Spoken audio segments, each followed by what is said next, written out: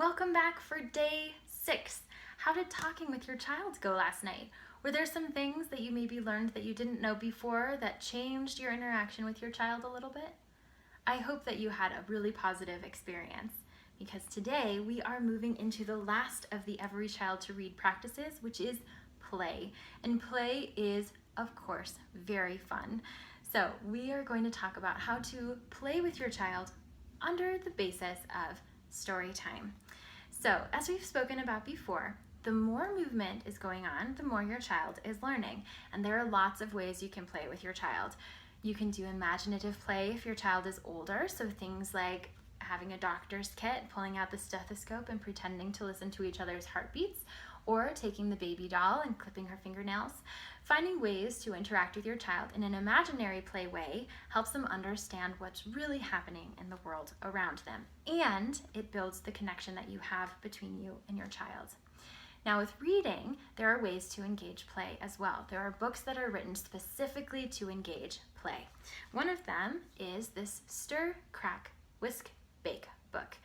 It is similar to books like Press Here by Hervé Toulet, because what happens is your child interacts with the ingredients. So for example, on this page, your child is going to use the finger to drag each one to the container. So you're going to take the salt and boop into the container. Baking soda, boop into the container.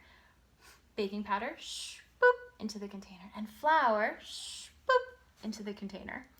So if your child is doing that, first of all, it's fun. Secondly, they're working on the fine motor skills to click and drag, which they will need when they're learning how to use a tablet or computer. They're looking at the colors here, matching them to the colors here as well. And you can take it into the kitchen beyond the book to cook something together. There is so much happening in books like this, and the more that you engage and you play with your child, the more they are going to learn. So find a book like this. If you click on the link below for the Colorado Libraries for Early Literacy link of books that really encourage play, you'll find a lot of fun options.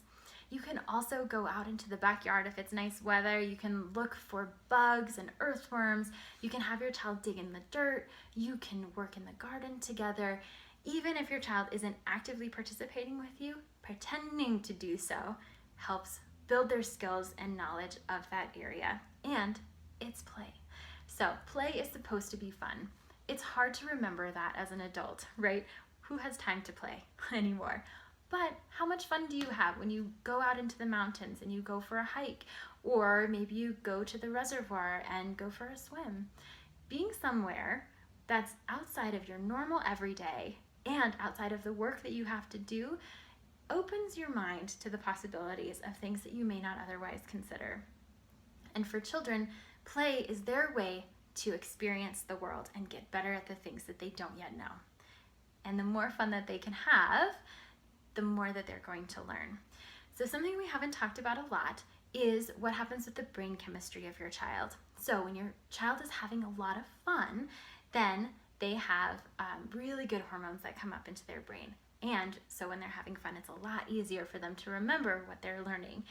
This will carry over into school. So if they're stressed out about school, that's going to make it very difficult for them to learn because they have cortisol that's releasing in their brain that's stressing them out. It limits what they're able to learn and remember. And that's a downward spiral because if they're having trouble learning and remembering, then they're not going to do well on their tests, and then they're not going to feel confident in their skills, and they're going to be more stressed out, and it carries them into disaster. If you can start now encouraging all of those interactions with positive emotions, then when they get into school, they're going to find that they're able to succeed better because they're able to learn, because they know how to enjoy the things that they're doing. So it's a hard thing to teach, but the more that you can encourage that at home, the more that you can sit with them in a positive way, the better that's going to be for them because they're already going to have the foundational skills that they need for success. So 3 things to remember about playing. Playing involves imagination. So set aside all of the inhibitions that you have about that and pretend to be whatever your child wants you to be. Second, play is supposed to be fun. So if your child is not interested in playing, they should not have to worry about it. They want to do something else. that is fine. Let them do what inspires them, because that's what's going to make sure that they're going to have fun while they're playing and what means that they're going to learn. And the third thing is that play can happen with you or with a friend or on their own. So if your child wants to play with you, help them do that. If your child wants to play with another child, help them do that. There are skills that they learn from each of these 3 modes of playing that they can't learn from the other ones. So make sure that your child gets a balance of that play. Your homework tonight, in our second to last day of this course, is to play with your child, whether that's through a book or by physical interactions or through imaginary play. It's up to you. But play with your child tonight. See what you learn about your child and about yourself in that time. And I'll see you tomorrow for day number 7.